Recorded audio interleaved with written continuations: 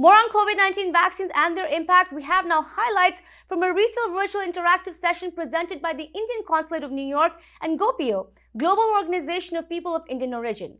The interactive session discussed now and the future updates on vaccine. Here is the story. I also would like to once again thank GOPIO for taking lead in giving us a helping hand in dealing with the pandemic.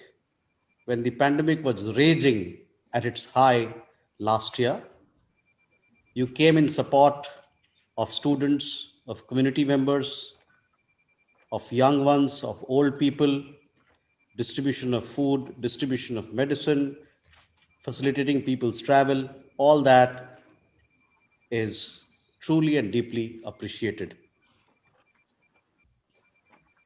I we have a very distinguished speaker today, Dr. Hannah Axelrod, and I really look forward to her wise words as to how we can deal with this pandemic, what are its projections.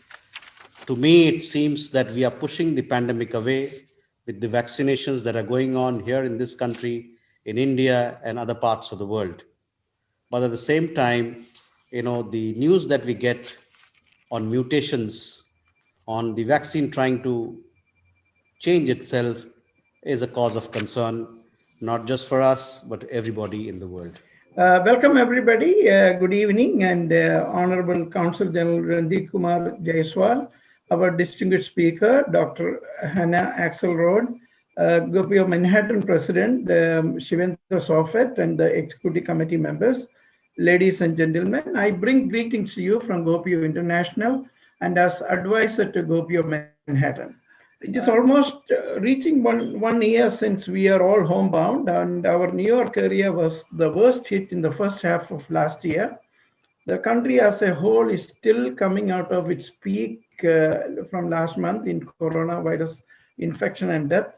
Since the vaccination has got started in December, this webinar by Dr. Axelrod is very timely.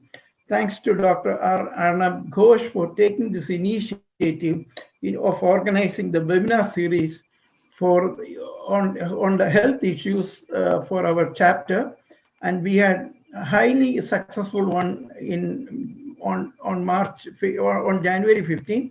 And thanks to Dr. Asha Samant for putting together today's evening program. We had a little COVID webinar a month back, actually a little more than a month back.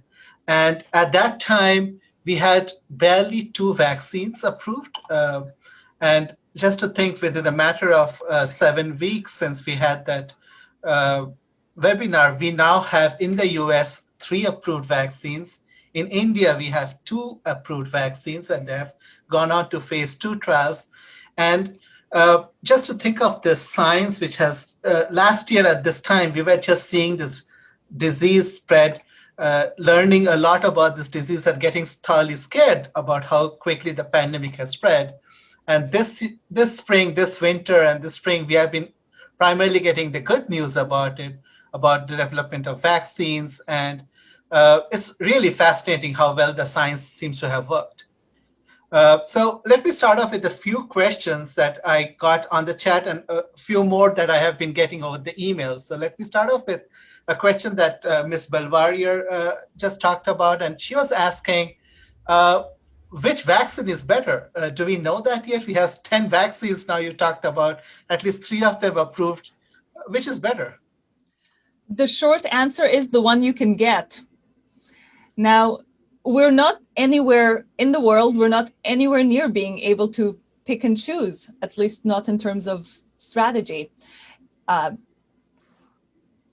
That said, as more vaccine doses become available, that does become a question. We may wish to use our highest efficacy vaccines, the mRNA vaccines, possibly for people who are older, who need the strongest levels of protection or the highest certainty. We may want to use them for healthcare workers. The Johnson & Johnson vaccine that was just authorized, we still have some data that will come in that will show if a second dose will make it even more effective.